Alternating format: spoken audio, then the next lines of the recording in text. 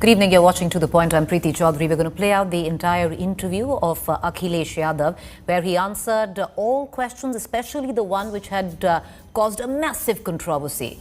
Where, while 2 days ago, when he was in Saifai, the Prime Minister was at Kashi inaugurating the Kashi Vishwanath corridor in Saifai, which is not very far from Varanasi. Akhilesh Yadav had said that those who go to Varanasi go in their last moments. The BJP went very big with it, saying that Akhilesh Yadav has insulted the Prime Minister. He's made a highly derogatory comment and he wishes the Prime Minister ill. He's hoping, that the Prime Minister goes to Varanasi in his end days. Well, Akhilesh Yadav answered that questions. He answered various other questions pertaining to the alliances that he's making. We're going to play that entire interview out, but we're getting a quick news break before.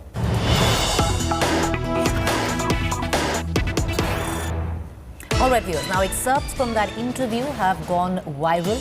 The BJP has latched on to Akhilesh's proud Hindu comment.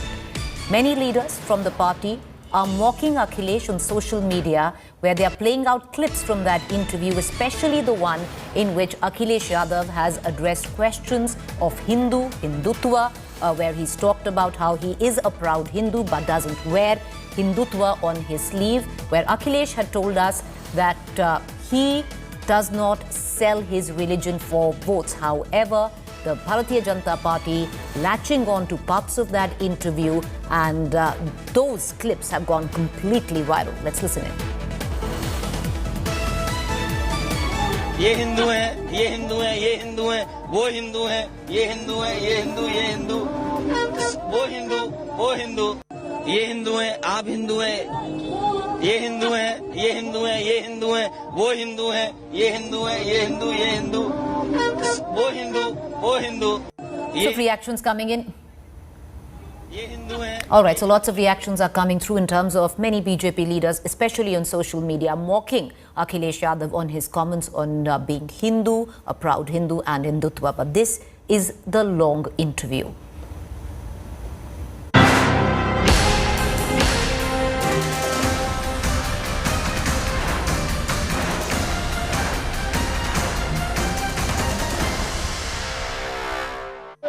So we are in Jaunpur right now. It's a stronghold of Akhilesh Yadav, a Yadav stronghold.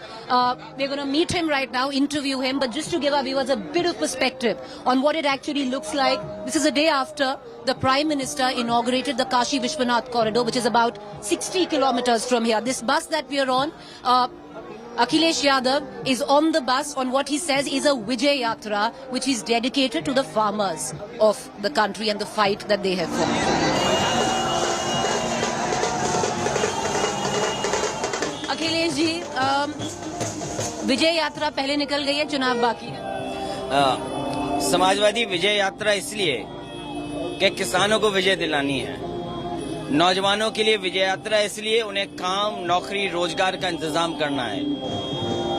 Bharatiya Janata party ने जो संकल्प पत्र जारी किया था, आज 4.5 साल पूरे हो गए हैं. अपने आप को डबल इंजन की सरकार कहते हैं, लेकिन संकल्प पत्र पूरा नहीं हुआ है. जो वादे किए थे वो जुमले नकले, जो इनके विज्ञापन है वो झूठे हैं, इनकी बातें झूठी हैं. इसलिए उत्तर प्रदेश की जनता इनको हटाना चाहती है, इनका सफाया चाहती है. अखिलेश जी, ये जन सैलाब जो आपके लिए उमड़ के आ रहा है, बीजेपी कहती है भीड़ इकट्ठा करने से चुनाव नहीं जीते जाते. नहीं, सॉरी, ये ठीक बात है कि जन समर्थन आज समाजवादी पार्टी के साथ खड़ा है और जन समर्थन और उत्साही मतदान कराता है. ये वो जनता है जिन्होंने भारतीय जनता पार्टी पे भरोसा कर करके कई जगह 60% वोट मिला है, उन्हें 56% वोट मिला है, 51% वोट मिला है. अगर किसी पॉलिटिकल पार्टी पर इतना भरोसा किया हो और वो झूठ के फूल निकले हों, वो अपने संकल्प पत्र को नहीं पूरा नहीं कर पा रहे हैं. जिन किसानों को उन्होंने भरोसा दिलाया था कि आय दोगुनी होगी, उनके लिए क्या कानून लेकर के आए. जब 700 किसान की जान चली गई तब उन कानूनों को वापस किया. क्या कानून वापस होने से 700 किसानों की जान वापस हो जाएगी? इन्होंने 2 आयोजन किए. इस प्रदेश ने मुख्यमंत्री दिया, इस प्रदेश ने राष्ट्रपति दिया, इस प्रदेश ने 2 बार बीजेपी की सरकार बनाई. क्या निवेश हुआ है उत्तर प्रदेश में?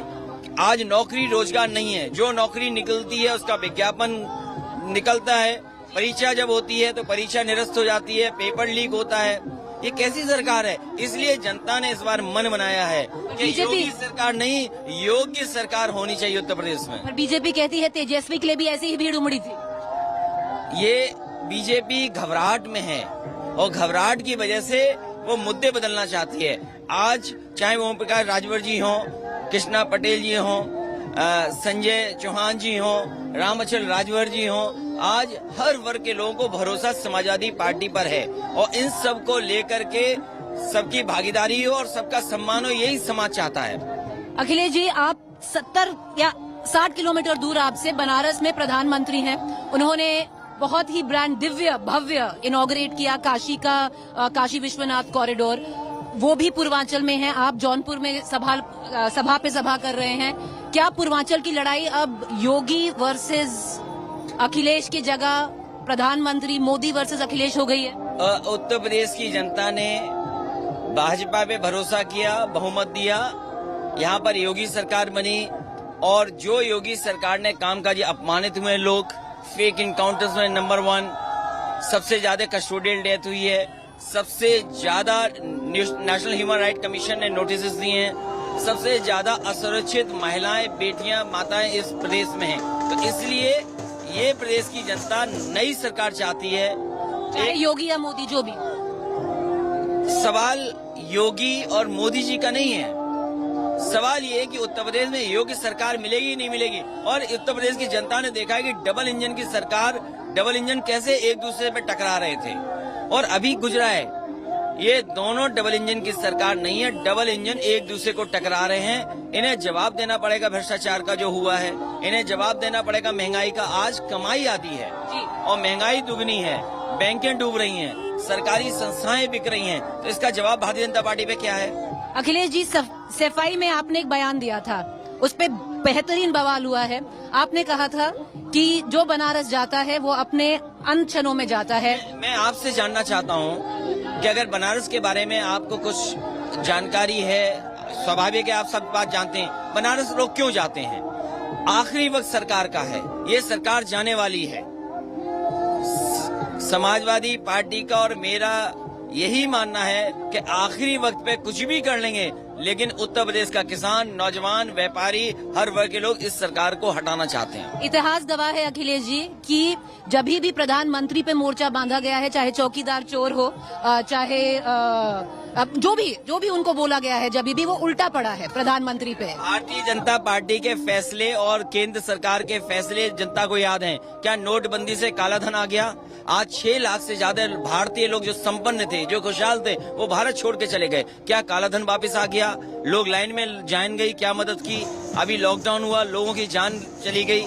अभी कोविड आया, हजारों लाशें, चाहे वो बक्सर हो, चाहे बनारस हो, गाजीपुर हो, आपका कन्नौज हो, उन्नाव हो, लाश बहते देखी हैं। कहाँ थी ये सरकार? क्या सरकार ने गरीब जनता को अनाज छोड़ा था कि नहीं छोड़ा था? तो ये बनारस वाला आपका जो बयान है ये उल्टा नहीं पड़ेगा चाय वाला जैसे था? देखिए, सवाल बनारस का नहीं है। बनारस किस लिए जाना जाता है? हिंदू समाज में बनारस किस लिए जाना जाता है? अच्छा, चलिए ये बताइए, लाल टोपी पे प्रधानमंत्री हैं, उन्होंने बहुत बार बोला है कि लाल टोपी है खतरे की घंटी। ये आज तक पे भी लाल रंग है, आज तक पे ही लाल रंग है। क्या आज तक खतरे की घंटी है? आप लाल कपड़े पहने हैं तो क्या खतरे की घंटी आप हैं? पिंक पहनी हूँ। ये प्राइमरी लाल कलर का ये कलर है, प्राइमरी कलर। देखिए, पिंक है, पिंक है। रेड कलर से ये कलर निकला है। और जब खुश इंसान होता है तो किसके लिए खतरे की घंटी है लाल टोपी? की घंटी समाजवादियों की, भारतीय जनता पार्टी के लिए है, क्योंकि भारतीय जनता पार्टी ने जनता को निराश किया है, जनता को धोखा दिया है, जनता से झूठ बोला है। महंगाई का जवाब नहीं है, बेरोजगारी का जवाब नहीं है, किसान की आय दोगुनी का जवाब इनके पास नहीं है।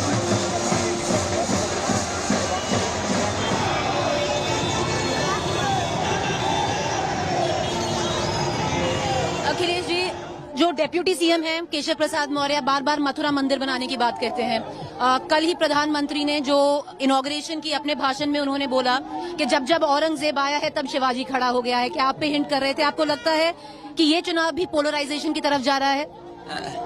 इस प्रदेश ने वो समय भी देखा है जिस समय कब्रिस्तान और शमशान की बात हुई, मैं उन्हीं सरकार के लोगों से जानना चाहता हूं, क्या कोविड के समय पर हजारों लोगों की जान गई? उत्तर प्रदेश के तमाम लोग दवाई के लिए, बिस्तर के लिए, एक इंजेक्शन के लिए भागते रहे, ऑक्सीजन के लिए भागते रहे। क्या सरकार ने मदद की उनकी? इसलिए भारतीय जनता पार्टी जानबूझ करके चुनाव से पहले धार्मिक चश्मा लगा लेती है, धार्मिक चश्मे से सब चीजों को देखने लगती है। लेकिन इस प्रदेश के गरीब लोग, किसान, नौजवान, व्यापारी इस बार भारतीय जनता पार्टी के किसी बहकावे में नहीं आएंगे। पर अखिलेश यादव मंदिर क्यों नहीं जाते? आप अयोध्या नहीं गए, सबने अयोध्या में अपनी वहाँ पर राजनीति बांध रखी है। इस देश का गरीब से गरीब इंसान पूजा करता है। किसी भी गरीब के घर आप चले जाएं, उसके घरे पर या कैलेंडर होगा या किसी भगवान की मूर्ति होगी। हम जितने लोग रथ में बैठे हैं सब हिंदू हैं। ये हिंदू हैं, आप हिंदू हैं, ये हिंदू हैं, ये हिंदू हैं, ये हिंदू हैं, वो हिंदू हैं, ये हिंदू हैं, ये हिंदू, ये हिंदू, वो हिंदू, वो हिंदू, सब हिंदू हैं। ये बीजेपी चुनाव से पहले जानबूझ करके धार्मिक चश्मा इसलिए लगाती है क्योंकि उसे बेरोजगारी का सवाल न कोई कर दे। हिंदू और हिंदुत्व में आप डिफरेंस मानते हैं या एक मानते हैं? देखिए, ये कोई डेफिनेशन मैं बताने वाला नहीं हूँ, लेकिन मैं ये बताने वाला हूँ कि पड़ोसी देश चीन आज अमेरिका से टकरा रहा है, वेल्थ में अमेरिका से आगे निकल गया। प्रधानमंत्री जी, उत्तर प्रदेश के मुख्यमंत्री जी ने कहा कि 5 लाख ट्रिलियन डॉलर इकोनॉमी हो जाएगी। उत्तर प्रदेश की मुख्यमंत्री जी ने कहा 1 lakh trillion dollar, 1 trillion dollar economy हो जाएगी। वो कहाँ है इकोनॉमी? इकोनॉमी क्योंकि लोगों को जोड़ता है, इकोनॉमी लोगों को जोड़ता है, कारोबार लोगों को जोड़ता है, व्यापार लोगों को जोड़ता है। इसलिए कारोबार, व्यापार और इकोनॉमी पे भारतीय जनता पार्टी नहीं बात करती है। ओवैसी से गठबंधन करने में क्या परहेज है? समाजवादी पार्टी का जो परिवार बड़ा करना था पूरा फुल हो गया, कमरा अब फुल है। तो मतलब इसमें जैसे 2017 में आप और राहुल जी को यूपी के लड़कों की जगह प्रोजेक्ट किया गया था, आप बन गए हैं अभी आरएलडी जयंत जी के साथ, उसमें लड़की की जगह है। प्रियंका जी अगर आना चाहे कांग्रेस को लेकर तो गठबंधन करेंगे? समाजवादी पार्टी ने कहा है कि जो अनुभव पार्टी को रहा है पिछले गठबंधनों से, अब उस तरह का कोई गठबंधन राष्ट्रीय पार्टी से नहीं करने जा रही है। तो अच्छा अनुभव नहीं रहा? वो समाजवादी पार्टी ने जो गठबंधन किया उसका परिणाम और अनुभव ठीक नहीं रहा। तो आप कह रहे हैं कि कांग्रेस को एक सीट नहीं आएगी। प्रियंका गांधी मेहनत नहीं कर रही है क्या? आज लड़ाई है इस बात की कि उत्तर प्रदेश और संविधान कैसे बचाया जाए। ये भारतीय जनता पार्टी संविधान की धज्जियां उड़ा रही है। आज भारतीय जनता पार्टी को प्रदेश से हटाना है, समाजवादी पार्टी से किसी की लड़ाई नहीं है। इसलिए तमाम दल जो प्रदेश में खुशहाली और तरक्की चाहते हैं, भारतीय जनता पार्टी को हटाना चाहते हैं, तो वो तय कर लें कि समाजवादी पार्टी को हटाना है, रोकना है या भारतीय जनता पार्टी को। कांग्रेस क्या ऑपोजिशन पे बोझ बन गई है अभी? देखिए, कांग्रेस का क्या है ये मैं नहीं कह सकता हूँ क्योंकि वो एक पॉलिटिकल पार्टी है। लेकिन जहाँ तक समाजवादी पार्टी का है, समाजवादी पार्टी राष्ट्रीय दलों से गठबंधन नहीं करने जा रही है। जो अनुभव रहा उसके तहत अब कोई नया गठबंधन नहीं होगा राष्ट्रीय पार्टी से। क्षेत्रीय दल और यहाँ के जो दल हैं उनको साथ लेने का काम करेंगे।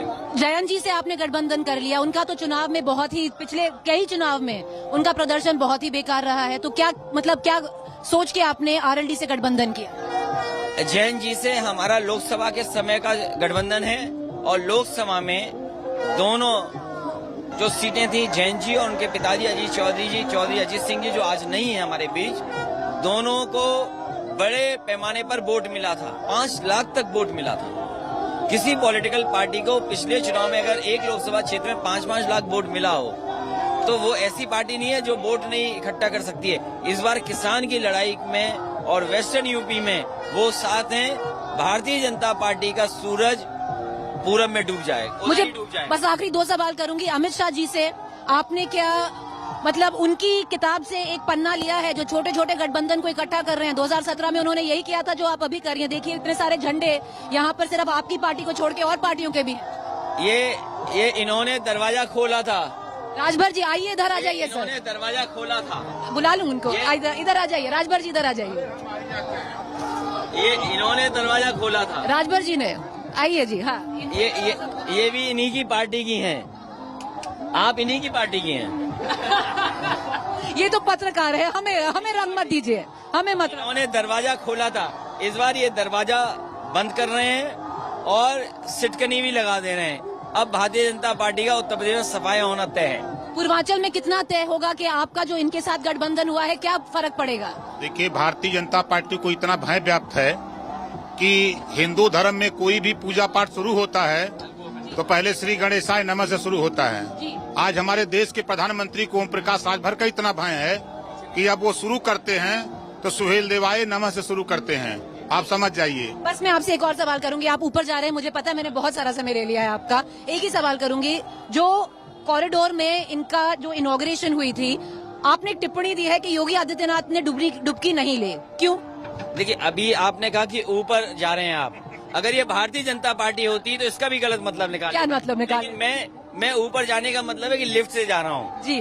तो यही फर्क है, यही सुविधा है उनके पास, भारतीय जनता पार्टी के पास, कि किसी के भी स्टेटमेंट को कब ट्विस्ट कर दें। ये सुविधा भारतीय जनता पार्टी पे, ये सुविधा मुझ पर नहीं है, ये सुविधा इन पर नहीं है।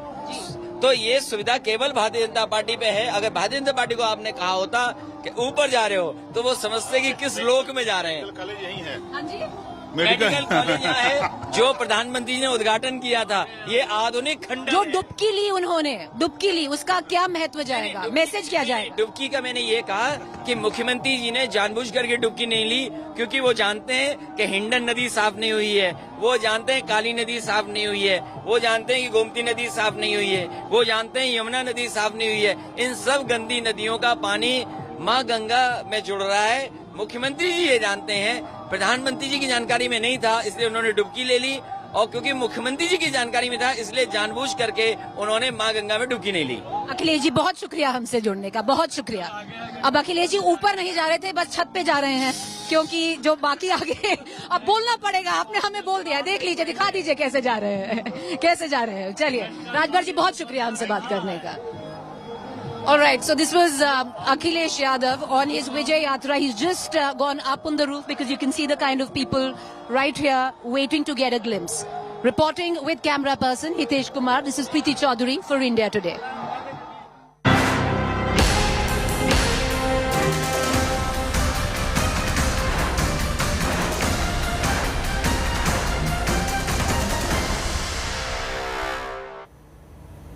Meanwhile, we are 3 months before the big Uttar Pradesh election. BJP is on a frenzied temple run. First, the Prime Minister inaugurated the Kashi Vishwanath corridor, pitching the project as another attempt by the BJP government to restore the glory of India.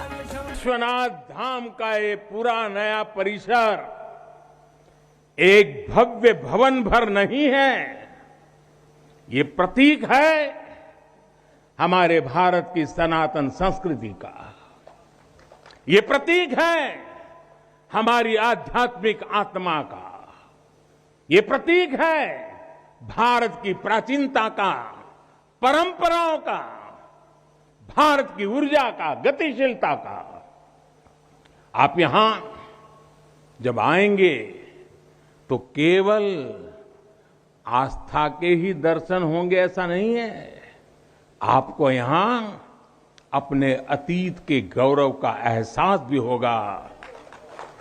कैसे प्राचीनता और नवीनता एक साथ सजीव हो रही है, कैसे पुरातन की प्रेरणाएं भविष्य को दिशा दे रही हैं, इसके साक्षात दर्शन विश्वनाथ धाम परिसर में हम कर रहे हैं।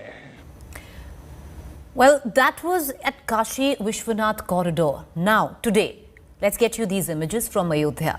The BJP is setting the political narrative in the election-bound state of Uttar Pradesh. BJP party president JP Nadda, Uttar Pradesh Chief Minister Yogi Adityanath, Deputy CM of UP Keshav Prasad Maurya, all chief ministers, all chief ministers of BJP-run states along with their wives in Ayodhya, praying at the Ram Mandir, which is still under construction. After marking their attendance in Varanasi and paying obeisance at the Kashi Vishwanath temple, BJP's top political team moved to Ayodhya this morning, delivering a bigger political message. The question, by pushing forth strongly with their Hindutva development push. Will the BJP force other political parties to play for what for them has been unfamiliar Hindutva pitch? आज हम सब लोग मुख्यमंत्रियों के साथ यहाँ आए हैं, यह हम सब के लिए बहुत ही सौभाग्य की बात है और करोड़ों देशवासियों के दिल में रामलला का भव्य मंदिर बने, ये सबकी आकांक्षा थी, वह पूरी हो रही है।